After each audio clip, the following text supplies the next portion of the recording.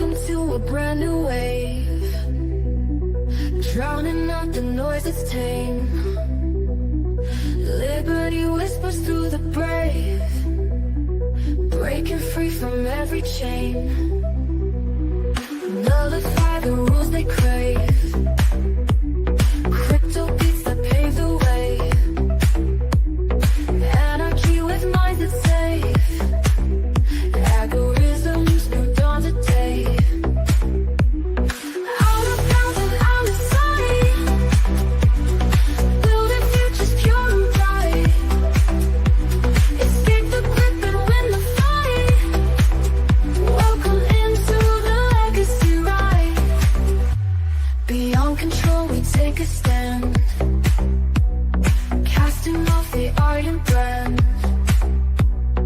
Freedom flowing through our hands, revolution's our command.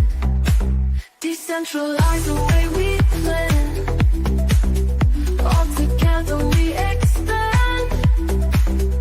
Breaking shackles for the clan, in this journey we're on pan. Out of bounds and out of sight, building futures pure and bright. Escape the grip and win the fight. Welcome into the legacy ride.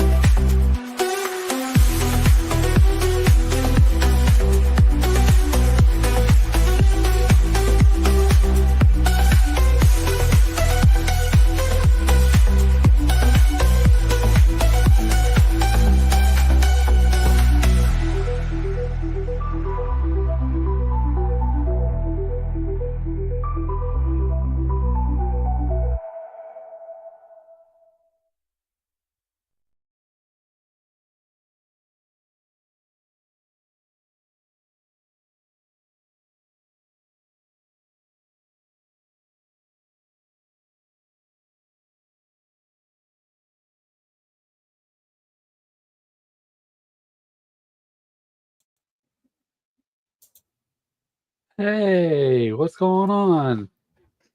What an entrance. What an entrance. This is a little different here. Right? That's Andrew Joseph. I'm Zachary Kaiser.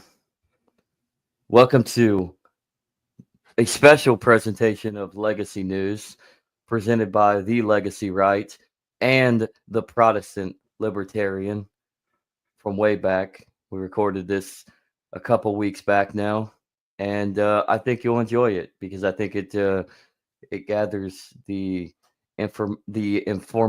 informational intrigue that we definitely need to hear. It's a conversation that we really do need to have, and let's just say I think you'll definitely enjoy it, everybody. So I am the legacy of Jennifer and Kaiser. As I said, that's Andrew Joseph, and Alex Bernardo will join us in just a little bit. So, but any words to introduce the segment there, Andrew?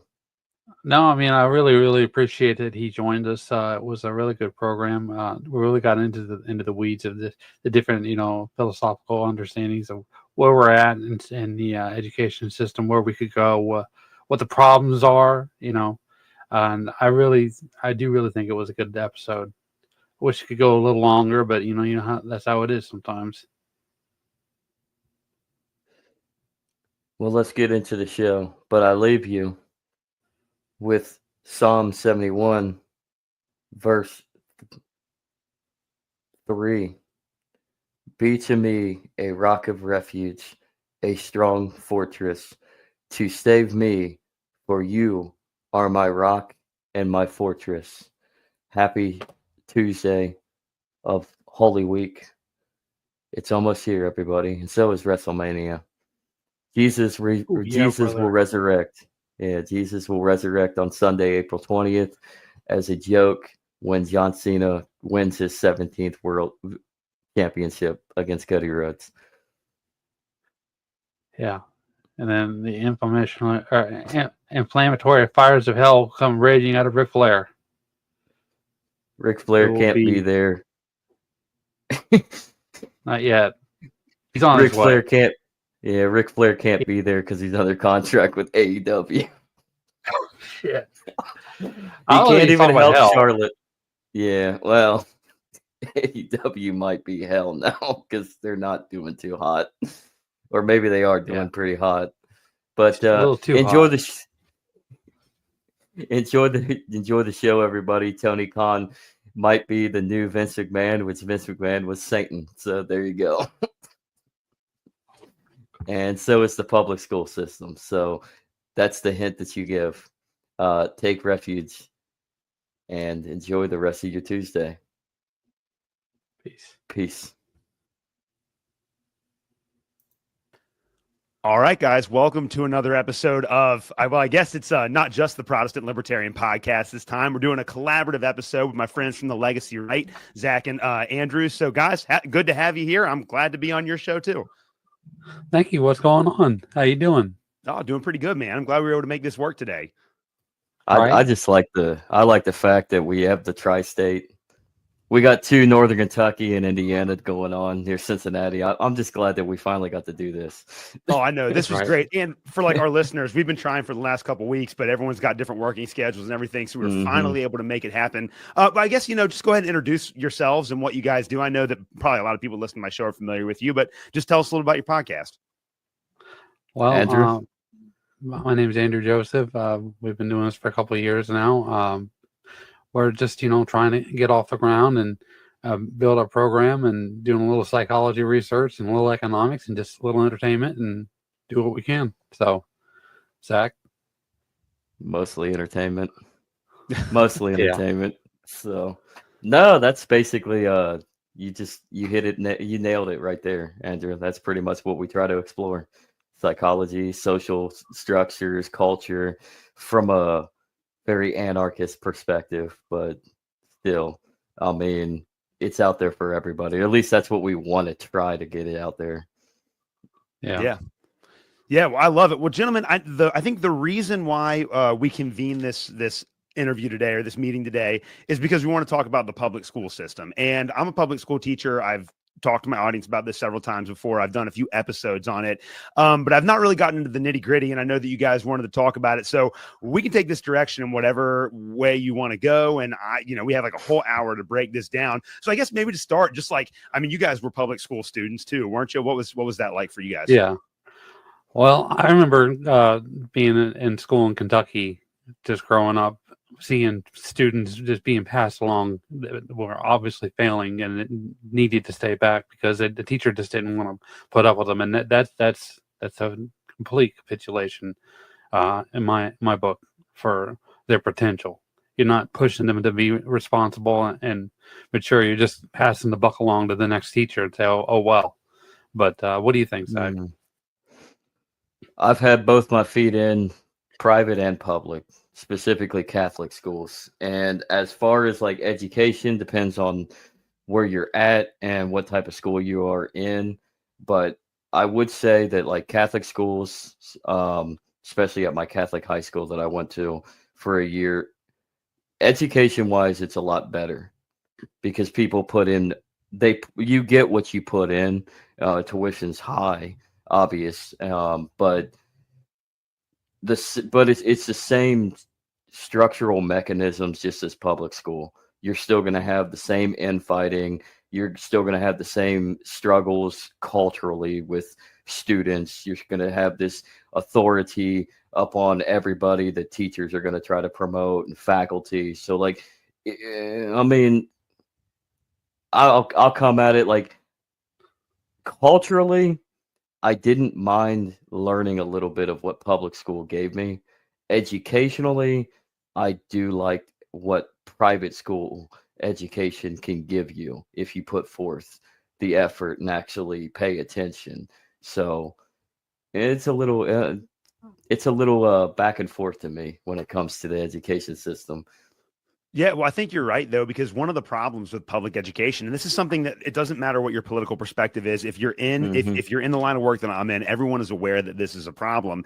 As the legislative structure of public education has changed. Mm-hmm. It's become more and more difficult to discipline students in school. And so no matter how bad you are, no matter how much you are disruptive in class or harass other students, it's almost impossible to remove these kids from school for any extended period of time, whereas you don't get that with private schools. Like if someone comes into a private school and they're chronically disruptive, then you can just kick them out and they're done. And that's the end of the story. And I think that that's a huge advantage that private schools have over public schools. I mean, I've met a lot of private schools teachers. I think they're just as qualified and competent as public school teachers. And if you happen to get lucky enough to live in a zip code where you're sent to a high performing school, you're probably going to get a pretty good education in the public education system. But if you're not, then you have to deal with all of those disruptions. And that's one of the huge advantages that private schools have over public schools. Yeah, and I think, you think about that's consequentialism, right? Is that if you're not, like you said, you're not putting in the effort, you're going to really bite the bullet and have to struggle to get in the future because of it. So, yeah.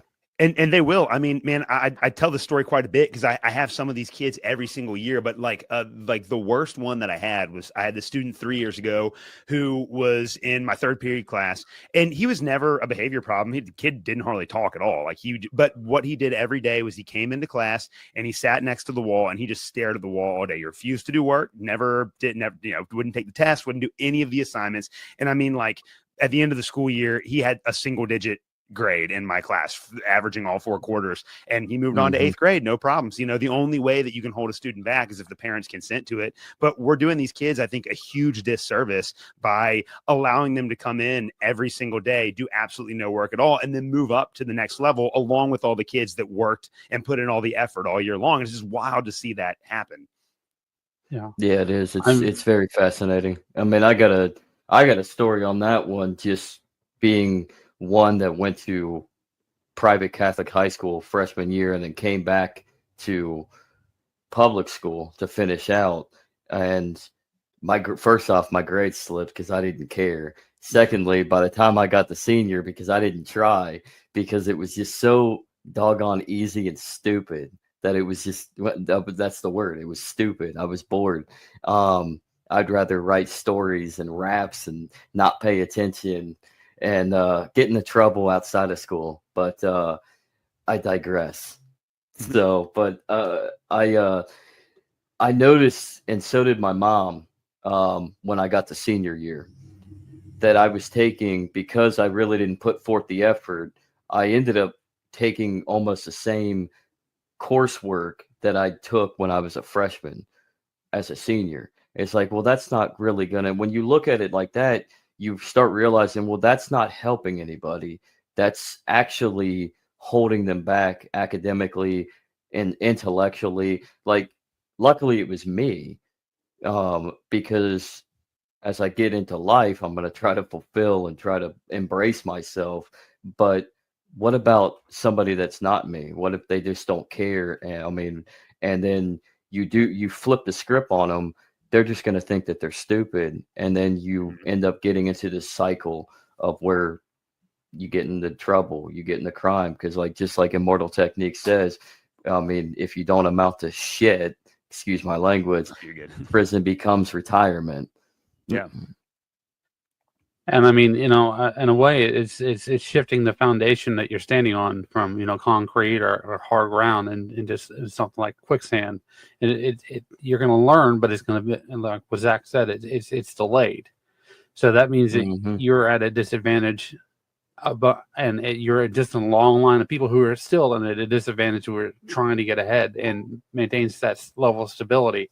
And because it's designed to make it harder and harder for you to maintain that stability, from my perspective.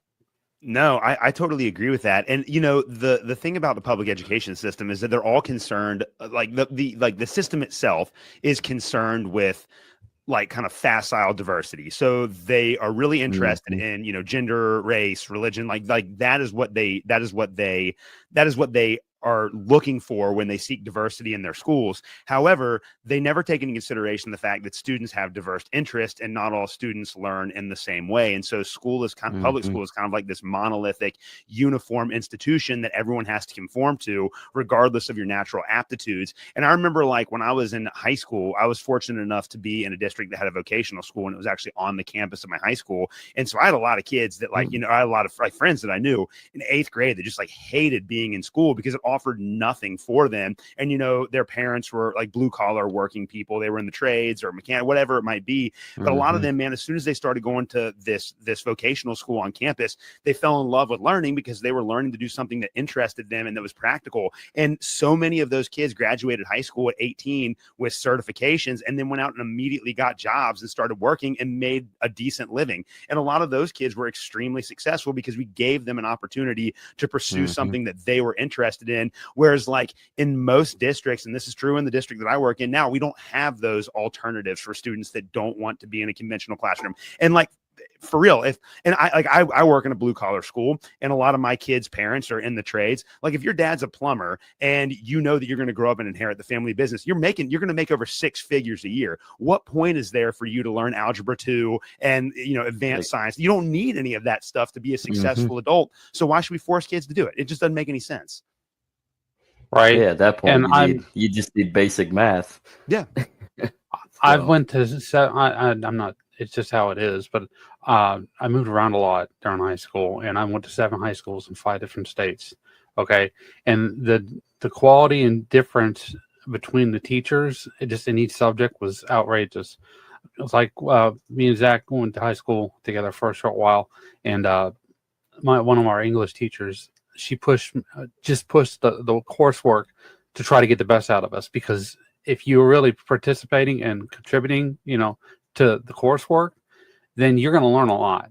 And then you go over to the next school. Which teacher was that? I can't remember her name. Yeah, but I think it might have been Miss Britton. Yeah, that was it was Miss Britton. But then I moved to a different school, and it was like, okay, whatever, we're just going to watch a movie.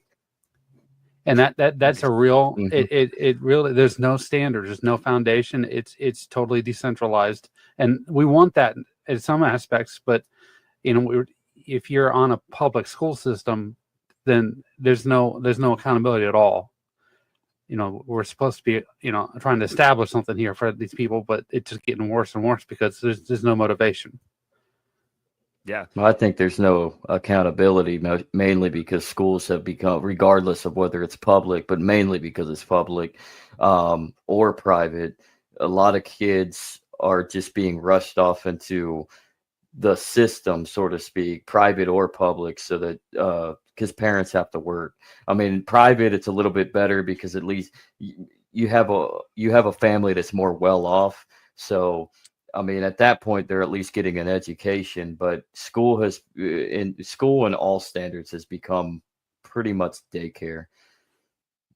Yeah. No, I mean, you're completely correct. And it's kind of like what you were saying, Andrew, like you basically have to get lucky and wind up in a good school if you want to get a quality education. And you think about it, like, we have open enrollment in my school. So theoretically, if you want to send your kid to a certain school in the district, you can apply for it and send them there, but you have to provide transportation. And it just so happens that, like, the school that I work at, we're the highest performing middle school in the district, it's great. And we have a great culture there. And so it's a good environment to work in. But, like, in my where we live in the county, my daughter would go to that middle school no matter what, because we're in district. But, like, 2 streets over from us, the kids that live there get sent to a different middle school that's not high performing, and those kids have a completely different experience. And the only factor that contributes to that is that they happen to live about 500 yards away from this imaginary line that the school district drew. And it's just so unfortunate that it has to be like that.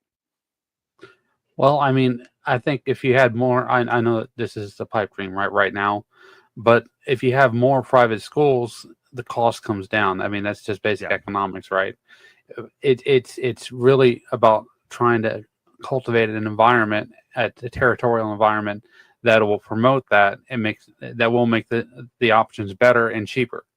I mean, that's just how economics works, right? So, and we're talking about education, which is one of the most important things that you can have, as a measure for success in life. And to keep it on a real sense, since we live in reality, I mean, we want the perfect thing would be just to privatize it all, let the market dictate, but we don't live in that world.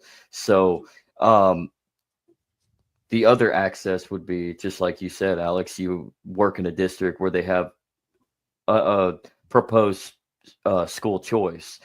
That would be the standard that we need to kind of reflect, is we need to allow for school choice, forget about districting. Excuse me, I can't talk, I guess, today. And allow for parents to choose where they want to send their kids. Let the market dictate, even in a public sector. And then that could also help relieve some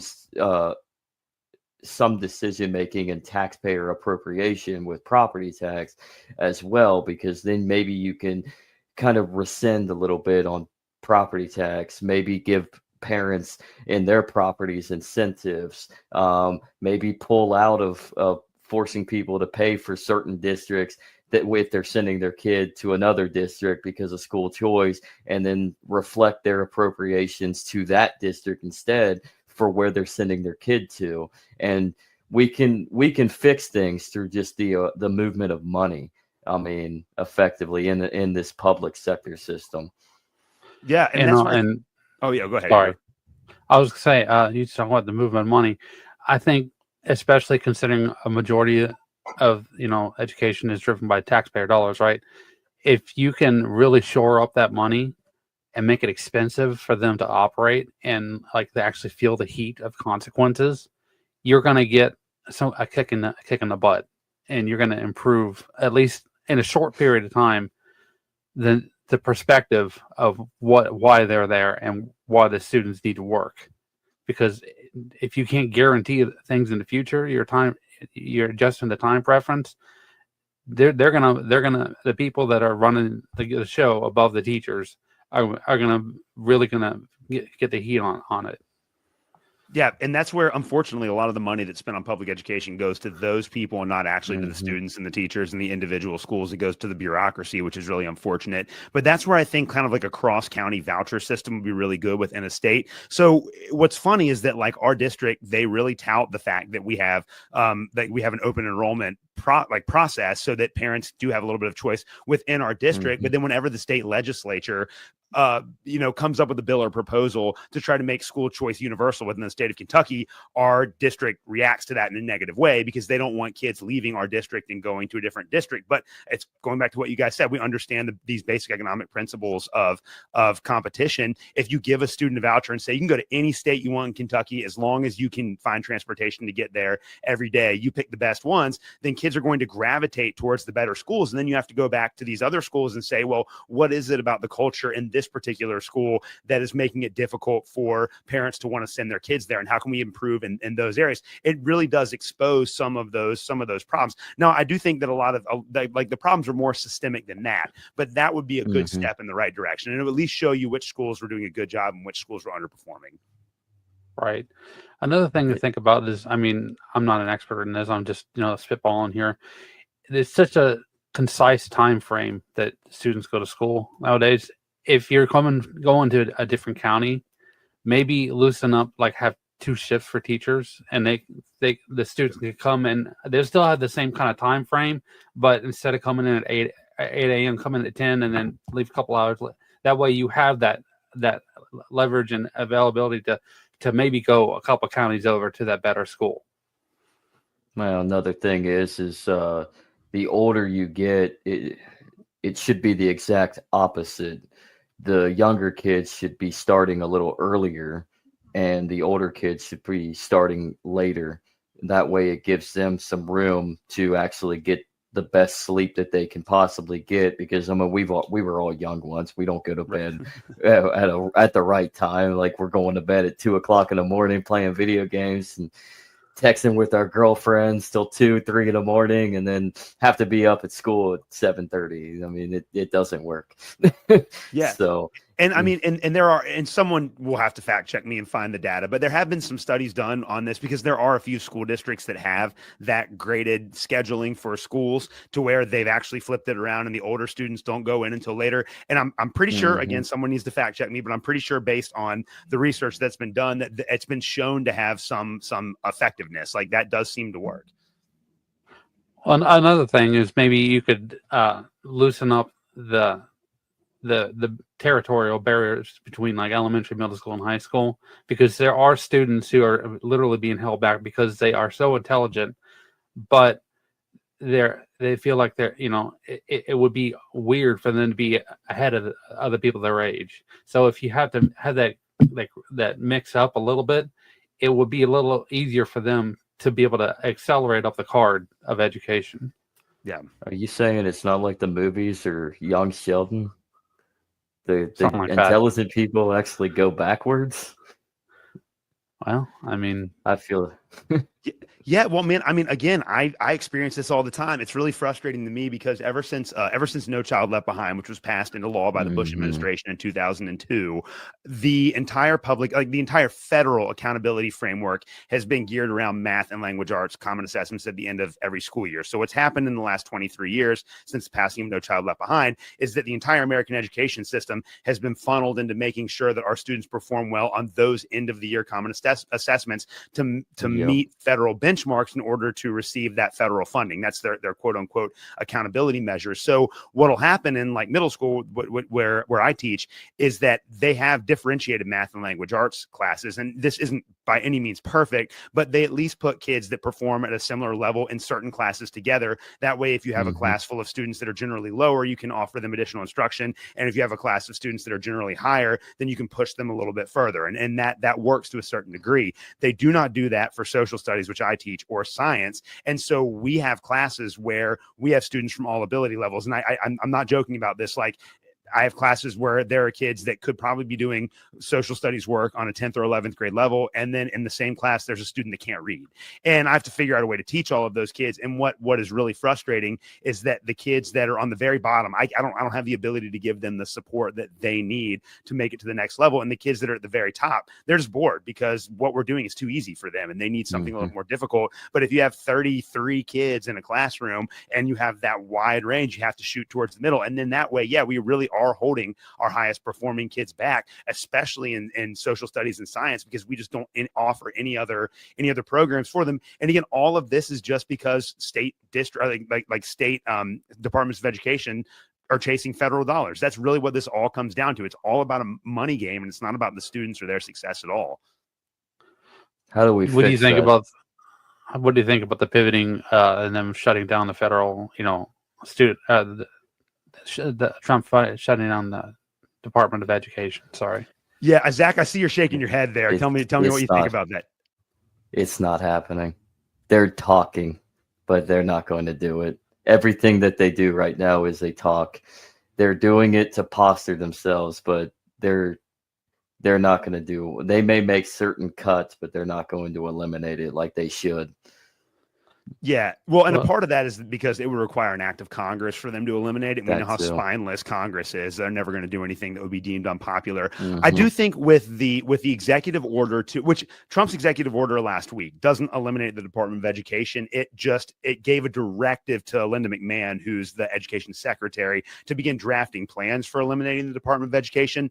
Now, you guys are both right. We're not really going to get rid of it. What's going to happen is a lot of the programs will be funneled off to other federal agencies. And while the Department of Education will not exist in name, it will still exist in theory. Now, there will be several thousand bureaucrats that we won't have to pay. So there's, I guess, a marginal savings there. I think that the best thing that could come out of that, and this is Trump's plan, is that it wouldn't actually decrease educational spending, but it would send basically block grants of money to the states from the federal government. And if we can do that without there being any sort of assessment strings attached to it, that would at least give states a little bit more flexibility to determine curriculum and come up with programs that aren't just geared towards meeting those federal guidelines. Now, even that tiny little incremental step forward would be beneficial for our students, but it all remains to be seen whether there's actually a political will to do that. And this Trump 2.0 administration, they talk a great game, but every time there's actual like legislative accomplishments that they could achieve,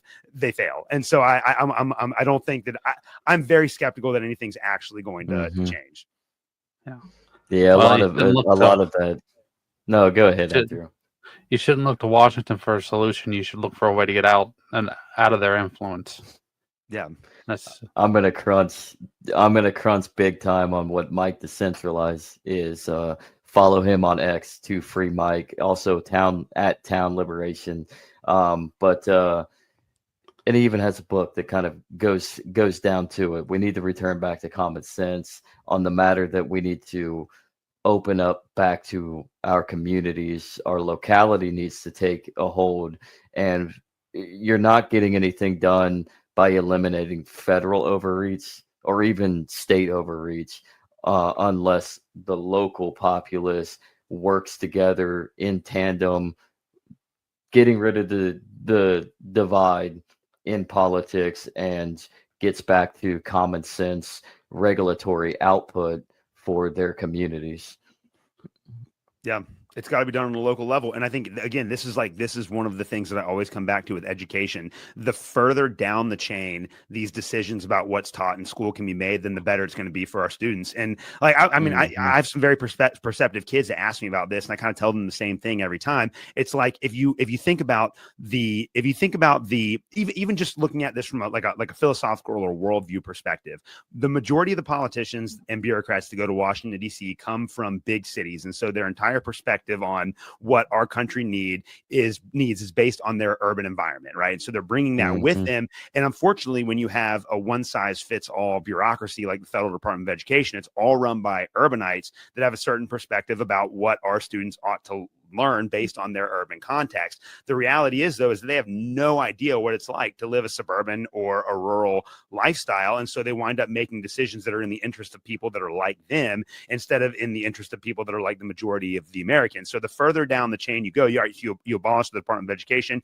and you leave it up to the states. Well, you might still have a big state Department of Education, but at least they have a better idea of the kinds of students that they have in their state that Washington insiders don't have. And then if you could devolve it down even further to just the counties or the local districts, well, then you really know what kind of skills your kids need in the classroom. And that gives you an opportunity to tailor your educational curriculum to the specific needs of those students. Because the reality is that some kid that's growing up in the hood in the inner city has a very different set of needs than a kid that's growing up in a holler somewhere in the mountains. And it's the same is true of whether you live in a suburb. It doesn't matter. Like kids that are in different places with different economic context and different prospects for work have different educational needs. And the more that we can decentralize the education system, the more effective it will be for us to meet those needs. And that's it's just like common sense. But a lot of people have a hard time making that connection.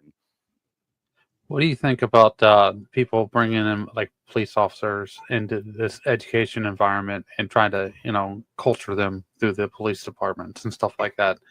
I saw, it's been a while, but I saw something about them that they're trying to like basically implement social pressure as like a trust mechanism for police. Is that something that you've seen? I mean, we have a student resource officer at our school, and he's a really nice guy, and he's just there to keep the kids safe.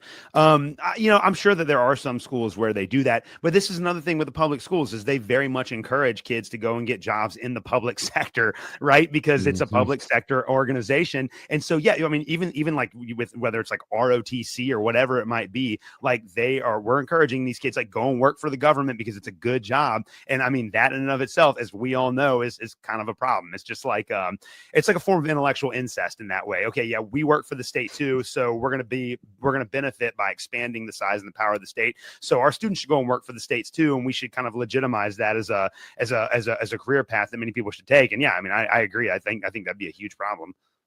They're not wrong though. Government jobs are probably the best job. They're the cushiest. They're easy for the most part. There are some hard, stressful reasons why one would not want to jump into the government, but it is quite easy because it's there. Right. It's almost like it's infinite. So there's always going to, as long as there's a government and as long as they can steal money from us or print more money, they can, there's going to be a job.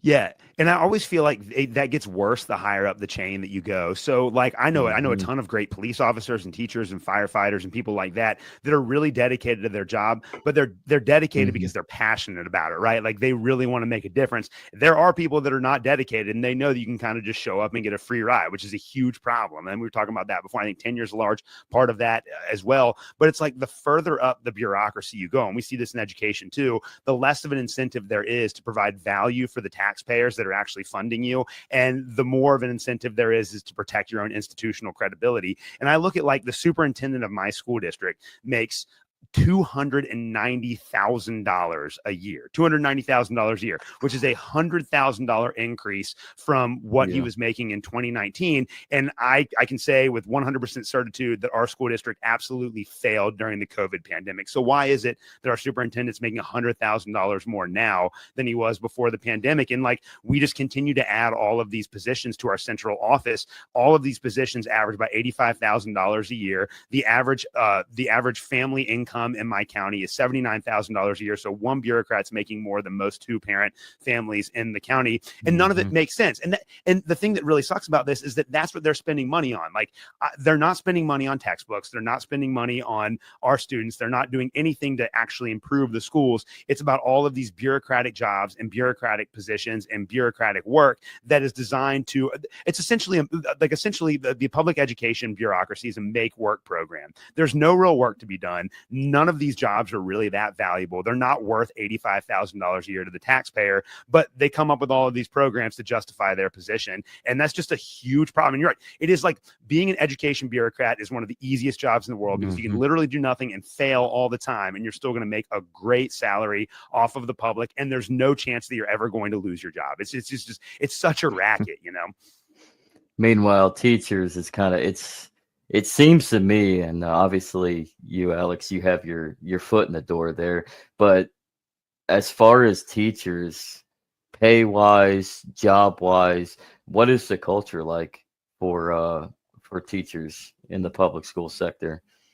Well, I mean, I think a lot of it depends on where you're at. Fortunately, being in a state like Kentucky, most of even the colleagues that I have that would vote Democrat are still pretty like culturally conservative, you know. And everyone that I talk to, you know, they don't have.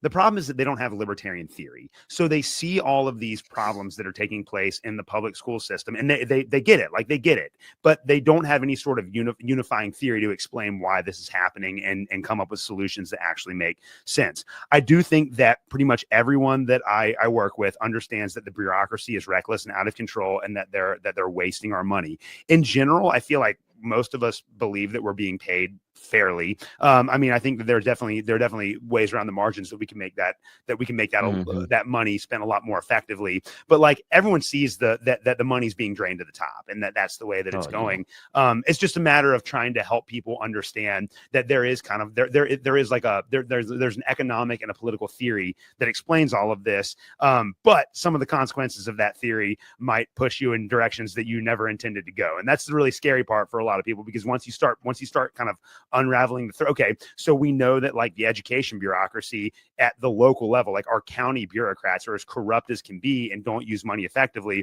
Well, what does that say about our state Department of Education? What does that say about the federal Department of Education? What does that say about the USAID would be a great example of that, or the FDA, or all of these other agencies. And then once you start realizing that these bureaucracies don't do any of the things that they're actually intended to do, then you have to start questioning the entire system. So there are a lot of people that have woken up, though. I mean, I think that they're like the teachers that I know are willing to ask harder questions about why the system doesn't seem to be working for our students now than ever before. And I think that that's a positive. I just hope that we can capitalize on that.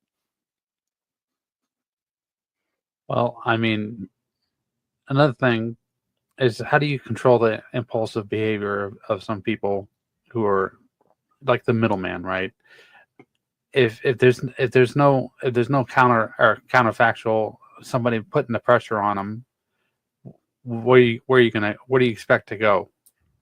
So Yeah. I mean, and you guys understand this too. I mean, most of what is done by the Board of Education and by the local school bureaucracy is done more or less in darkness. I mean, it's technically public, but the public isn't that invested in it because they pay their taxes. They don't really realize what their money is going towards. And I do think COVID was a big turning point because for the first time, these parents got to see what it was like inside of the classrooms of their students because they were doing school virtually at home, and they realized, oh, this is not really what I thought it was. And so I really do think that the only way that we can actually make a positive change is just by explaining to people, like, this is what your money is being spent on, and it's not going towards the things that you say that you care about. As these people that are online defending the public education system, they always defend like kind of the noble aspects of it. We need to educate our kids, and we need to make sure that those that are disadvantaged have, you know, an opportunity to have an education. But what they never do is track down where all of these dollars are actually going. And it's the majority of it is actually going to the bureaucracy and not to the students or teachers. And we just have to make people aware. And it's honestly, it's a pretty easy sell, regardless of your political persuasion, to just say, hey, look, our district's spending, you know, this amount of millions of dollars on this initiative. How does that help your kid? And then when they're like, well, it doesn't really help my kid at all. And then you're like, okay, well, then we need to do something about this. Like, we need to put pressure on these people to start spending our money more responsibly. But we're never going to get any changes if we try to implement these. And it's kind of like going back to what you guys were saying about Trump. Like, if you know, if they nominally abolish the Department of Education, is that a net positive? Yes. It's a very marginal net positive. The only way that we're ever going to affect change is from the bottom up. We have to start at the local level and try to convince people that these systems don't work the way that they're advertised. Well, the people that are at the top, I mean, they have time to wait. Okay. Oh yeah. Think about what happened, you know, like you said, during COVID and a little after, is that people were trying to actually, you know, interject into the education system, and the FBI was sent after them. They say, oh yeah, this is a new FBI, this is a new FBI.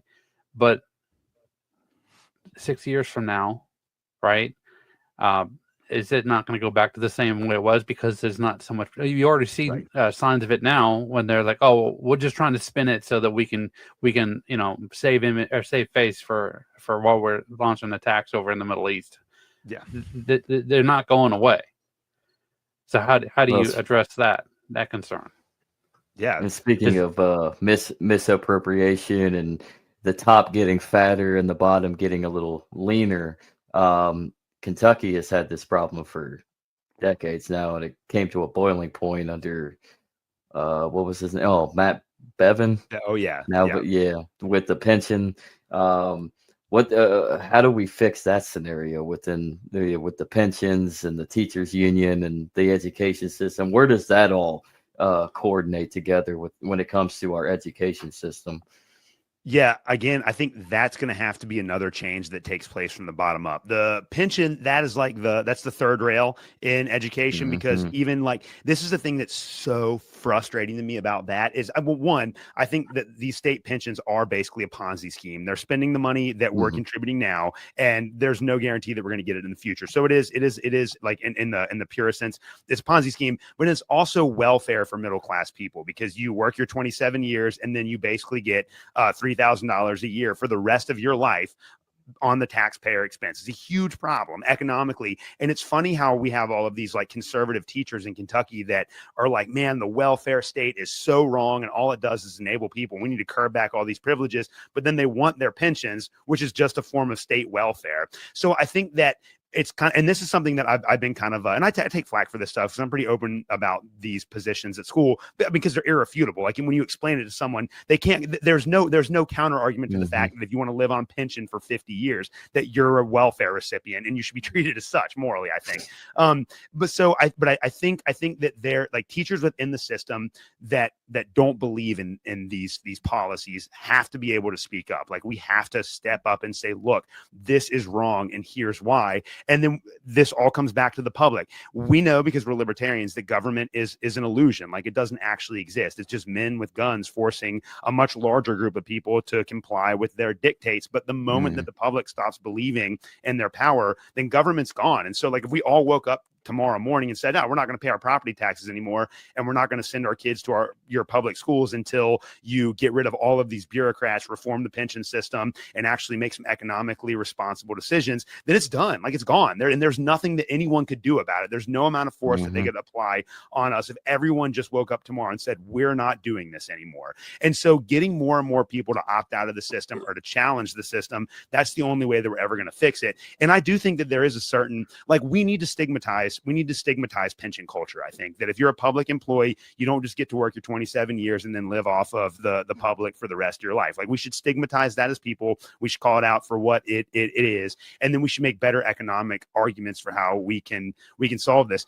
Like, one of the things that I go back to is that like 13% of our income as teachers, you know, so we have our salaries, but 13% of that is rolled into the pension system. Well, just let teachers opt out. And if you want to take your 13% and invest it in a private retirement account, that's great. If you choose not to do that and you get to the end of a career and you haven't saved anything for retirement, that's your fault. Like, that's not the public's responsibility to take care of you as an elderly person. It's your responsibility as an individual. And I think that alone, just giving teachers the ability, the mechanism to opt out of that system and fund their retirement on their own, is probably going to be the best way to do that. And if we can help explain to more and more teachers that these public pensions can default, like, there's a and especially going back to what you were saying earlier, Zach, about the government just printing more and more money, there's a very real possibility that the US dollar will not exist in the form that it does now in 30 years. And so it doesn't matter what the state has promised you in terms of pension. If we wind up in hyperinflation and the dollar loses all of its value, your pension's worthless anyways. And so we should have these checks in place. So just trying to explain these basic concepts to people, having those outside of the school system put pressure on the school system to reform, and having teachers that have like conservative or libertarian leanings being willing to step up and make these unpopular arguments within the institutions. That's, I think, the only real way that we're going to change it, short of a full-scale economic collapse. I think the capitulation is the healthiest. It's the most painful, but it's the healthiest way for you to get actual, real, effective change.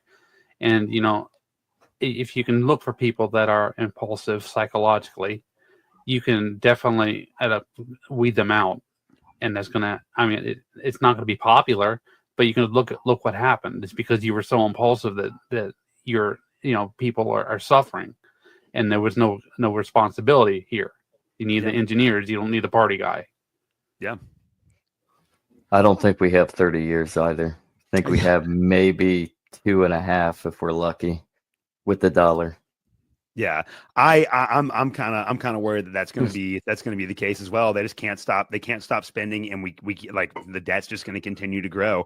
I don't see how the dollar remains viable. And if it's true that the BRICS countries are going to come together and create a gold-backed currency, that could easily become the default world reserve currency, and the dollar's done. And then, like, again, you know, we'll have people rioting in the streets because they're not getting their welfare checks, and the defense contractors aren't going to be getting their contracts anymore, and the pensioners aren't going to. But like, if the dollar's done, it's done, and there's nothing we can do about it. Like, and people don't understand just how serious and plausible that scenario is. Well, I mean, that it does help the problem. It's not popular, but it does help the problem, because there actually is pressure for you to, to move the earth and, modernize. Yeah. Well, and that's what, like, we're never, we have our libertarian dreams and our theories and all that stuff, but living in the real world, we're never going to abolish the public school system. But I do think that if there was a giant economic collapse and the system was shaken up, we would have a chance to rebuild it from the ground up and probably make it a lot more effective than it is now. And the goal should not be, and this is kind of where, like, I get frustrated with some libertarians who are kind of like, they just don't want to engage in the real world. There are ways to reform these systems that make them better for the taxpayers. And instead of saying, well, we're just going to complain about it until we can abolish it, we can actually make some real positive changes. We can advocate for policies that return more money to the local level and the taxpayers and provide more value for our students and their parents. Again, all these things that we've been discussing would do that. Getting rid of teacher tenure is a really easy way to make it difficult for underperforming teachers to just maintain their jobs indefinitely without having to perform. That would be a really easy step in the right direction. Putting caps on the number of bureaucrats that a district can hire, the amount of money that a district can spend on bureaucrats, that would be a huge step forward. There's all kinds of ways that we can improve the system. It's just finding the political will to do so. Well, I think it's we should take yeah. You want to go first, Andrew? We've been I going in a was just circle. Go ahead. yeah, that's fine. I was just thinking, you know, I don't remember these. It was from back in the day. Uh, Stop quoting laws. We have swords. If you have territory, right, that's neutral and it's out of the realm of the control. So not the United States, but look what, like I was saying about the thing about BRICS, right? They're putting pressure on them to modernize because there's other people that have a stronger foundation for people to build off of. You have all these countries around the world that are neutral in the fact that they have other interests that they're not interested in. If you can go and build there, you're not only building a better environment on other parts of the world, but you're also making, you know, people wake up in the United States and go, well, we actually had to compete. We actually had to produce something instead of just living off of the rest of the world, buying our crap. That's what tariffs are for. Yeah, right. No, but one thought that I was going to bring up is perhaps we need to look at the Amish as an example on how they conduct their education system. It's a little collectivist to a certain extent, and they don't really treat individual concepts to its fullest extent, but they do have their own schools. It's one room, everybody's together. They teach the bare minimum of what you need, and then after 8th grade, you're done. Yeah. And I think what we could do is we could implement that, not necessarily putting everybody together, but perhaps drawing all grade levels kind of down to meet each other, because maybe 8th or 9th grade should be that sweet spot, or perhaps 6th grade, or maybe who knows, however you want to deal with it, and let secondary education be secondary education and a voluntary standard. If you want to go further academically, then make that choice, open up the marketplace of ideas and the marketplace of schools. Sort of how universities are kind of set up now. Of course, there's so much public money and subsidy and student loans are, I mean, it poisons it, but at least you have that aspect of a marketplace of ideas post 8th grade and or so on, and then let the kids that don't have a niche for academia go forth and apprentice, go into the trades, go work on the farm with mom and dad or grandpa or whatever. Yeah, there's a shelf life, right, to education. Some people don't need to go all the way through high school. Some people they're geared in a specific way to just, okay, this is enough. I can make it. Other people, they'll really advance. But real quick, the quote I was talking about was from Pompey. Yeah. Well, oh no, do you have the quote? Stop quoting laws to men who carry swords. Oh yes. Mm-hmm. No, I'm really glad to hear you guys say that, though, because this is something that I've been arguing for the last couple of years as well. Of course, the education bureaucracy would suffer massive financial loss because of this, but it would make it better for the taxpayers themselves. 8th grade should be the end of compulsory school. If we're going to send students to school and we're going to force them to do so, then 8th grade should be the end of it for students to have an aptitude in learning and that want to go on learning in a professional classroom environment. And those are the ones that go to high school. Everybody else can go and find a job and start getting on the job training. And then they have a couple of years to get real experience, get those certifications in. And then again, like it's like my friends that went to vocational school in high school, when they're 18 years old, they already have everything they need to go out and be successful in the professional world. That would be so much better. And it's sad, like for me as a teacher, because I watch some of these kids just languishing. They're bored to death. They don't care about learning any of this stuff. They underperform. But if they were given something that they could do, and then also like, hey, you're 14 years old, you can go out and get a paycheck now, that would completely change their view on the world. And instead, what we do is we force them to go to school for 4 more years where they're just going to be bored out of their mind. They're going to wind up getting into trouble. And it's actually going to make it harder for them to be successful in the long run because they won't have the chance to develop the skills they need early. And I think that we're doing our kids a huge disservice by forcing them all down the exact same path. I mean, again, from a statist utilitarian argument, you can make the case that students need to learn how to, do basic math, read, learn the basic tenets of history and civics, and learn rudimentary science. Okay, we can make that argument from a utilitarian standpoint. And I think even in a free market of education, all students, regardless of which school you sent your kid to, would have to learn those basics. But once you're done with that, like the sky's the limit. You can do whatever, you should be able to do whatever you want and pursue your own interest. And that should be something that we accept as a society, and instead of keeping kids trapped in basically these prisons for 4 additional years after 8th grade. I've seen a video by Aaron Clary, real quick. And he was talking about maybe, once you're out of middle school, drop out of high school, immediately get a GED. And instead of going through the 4 years of high school, once you get the GED, go straight into community college. And by the time you're in, through community college, you're going straight to college. I mean, people just get to high school. I mean, you're not going to go to like the prom and all that, but you're definitely ahead of the curve with a lot of other people. Yeah. Exactly. I mean, I never went to prom, and I'm kind of glad. I didn't. Kind of, yeah. And kind of, I mean, yeah, I guess it's something that it's a memory, but oh well, it's a memory I don't have.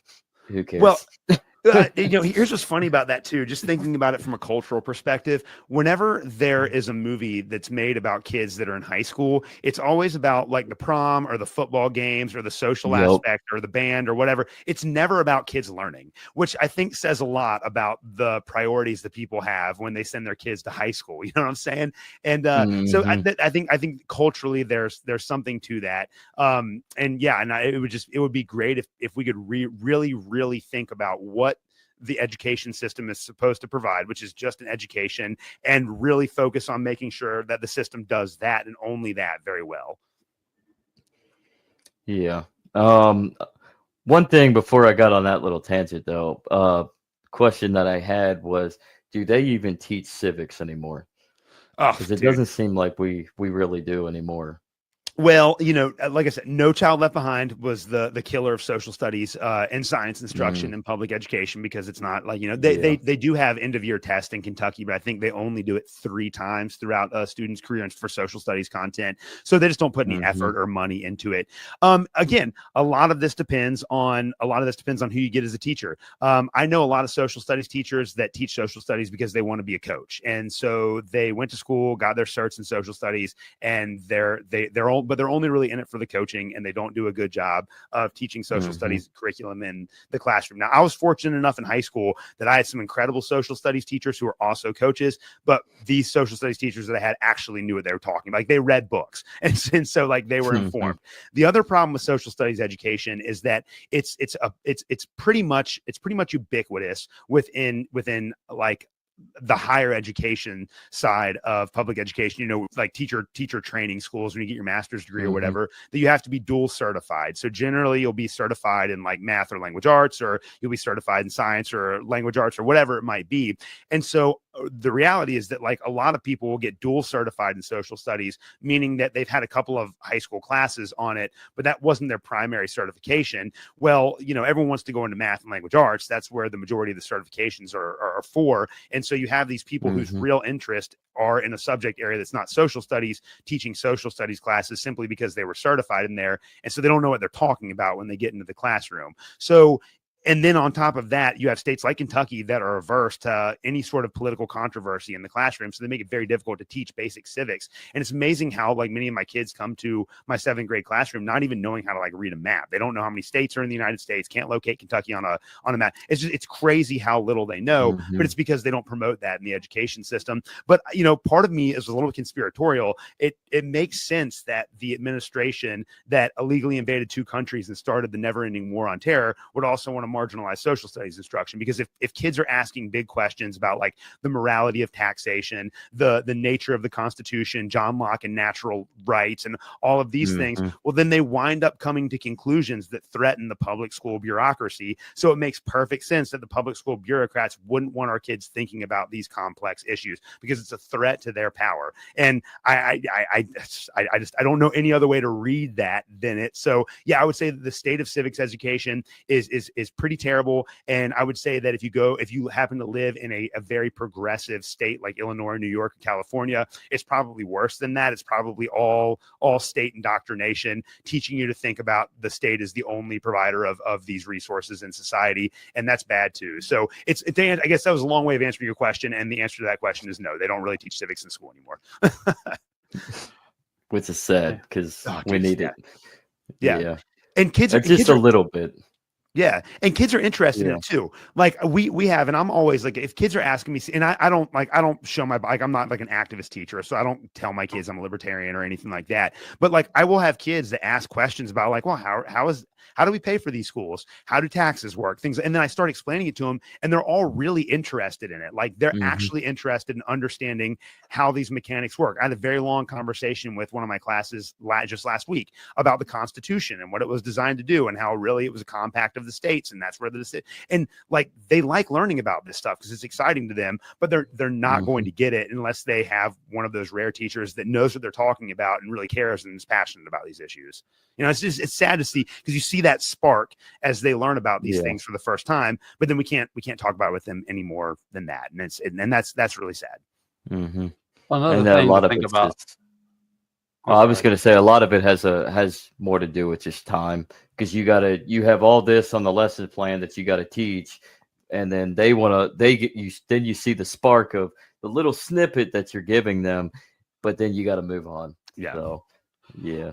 Well, another thing to think about is you was talking about dual certifications earlier, right?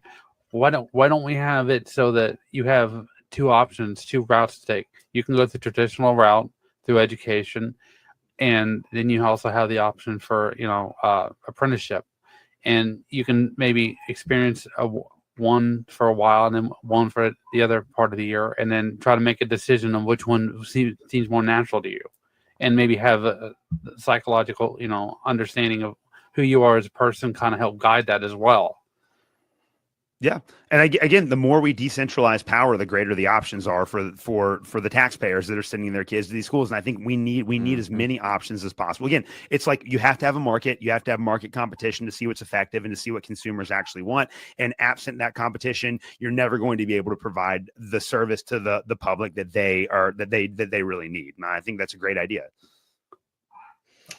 One aspect is that we just need to get rid of the subsidy as well, not just government interference, but you see a lot of the subsidy and the incentive for all schools, whether it's homeschool associations, whether it's charter schools, whether it's Catholic schools, what have you. It's all subsidized in some standard because everybody is collectively going off of some basis of federal, especially now federal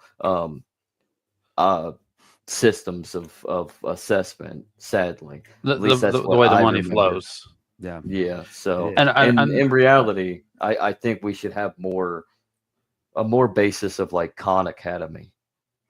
Yeah. So, I mean, it's a spiraling system, right? It's a revolving door because of the way that our election systems operate. It's every 4 years, especially on the federal level. There's always gonna be, we'll just bite our tongue and they'll fix it for us, but we're never actually fixing the problem. They're just they're bailing us out every year, and it's just like the border, taking us down the toilet. Yeah.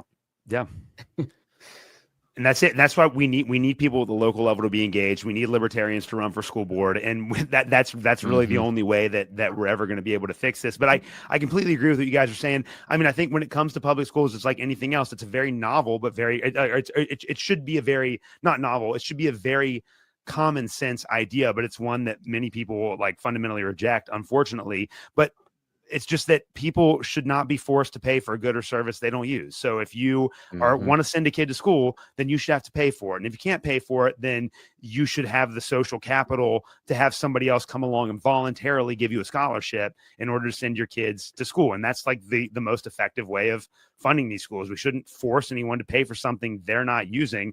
And until we get to a place in American culture where people begin to think like that about every issue, like systematically and philosophically, then it's going to be really hard to convince them that we can make these changes. But ultimately, I think Trump term 2 is probably going to be a failure, and we're going to wind up being disappointed disappointed with the results, but I think the culture has changed in a really positive way. And I don't see the culture going back to a time and a place where we just accept the dictates of the government without asking any questions. And so hopefully in the long run, more and more people will begin to realize that we just can't put our trust in these political institutions, and we'll start figuring out ways to make them better or even abolish or opt out of them. Well, the amount of volume from all the activity and noise that's coming from Washington, especially considering, like you said, with Trump administration, that is definitely an indicator of a shift in momentum. So we're hoping for the best, but just any victory is a good victory. It doesn't matter how small. Yeah, I totally agree. So we should go to war with Russia because Washington would be done. Yes, and China and Iran, all of them at the same time. And Yemen, let's go ahead and declare war on the Houthis. I'm pro-war now, guys. There we go. I like it. I'm invading Antarctica next week. Yes. Well, boys, this has been a lot of fun today, guys. I really appreciate you guys doing this. This has been a blast. Oh, thank you for coming together with us. So we needed to do this. Yeah. And man, anytime you guys want to get together and rip on some more stuff like this, I enjoy this. Let's do it. Hey, before I let you guys go, I want to give you an opportunity again to promote your podcast. Where are people that are listening to this? Where can they find your stuff? Well, you can find The Legacy Right everywhere, pretty much. Anywhere that you listen to your podcasts, Apple, Spotify, Spreaker, anywhere, everywhere. Find us on YouTube. You can find us on Rumble. And then we go live with our Legacy News segment Monday through Wednesday at 5 p.m. YouTube and X, Twitch as well if you want to find us there. And then on Thursday, we're on the World Blockchain Roundtable every Thursday at 11 a.m. Eastern. So Thursday, you can find me and Andrew on the World Blockchain Roundtable, also X and YouTube at 11 a.m. And then we go live with the Legacy Right in our weekly Legacy series every Friday at 11 a.m. Eastern. Everybody, Eastern. I forgot time zones. Yes, bloody time zones. Yeah, that's beautiful. And for those of you guys that are listening on the Legacy Right, my podcast is the Protestant Libertarian Podcast. I got new episodes on Thursdays and then usually every other Thursday. We'll see if I can continue to maintain that schedule here. There's a good chance you'll be hearing this on the Legacy Right before you hear it on my show. But if you want to follow me on Twitter, it's @ProLibertyPod. You can find my show pretty much everywhere that podcasts are available. So, gentlemen, this has been a lot of fun today. Thank you very much for having us. Thank you for joining us. Yep. I'm going to have to leave now, but I was sure I came in by that door over there. Hey, man, where's the door to get out of here? Oh, it's right over there, sir. Right over where? The exit sign? It's that door right there. That red sign? Yeah, just go right that way. Okay. I think it went down the wrong door. Where am I? Hey, what the fuck's wrong with you? That's not the right door. Sir, you're going to want to go to the one with the exit. You went to the door to the side there. I went to the right doors and where you pointed me to, you fuck. I pointed you to the exit. Man, you're fucking with the wrong guy. I'm sorry. You see this bulge on my hip? You know what that is? That's a gun. That's a Glock. You're fucking with the wrong guy. Yeah. Don't ever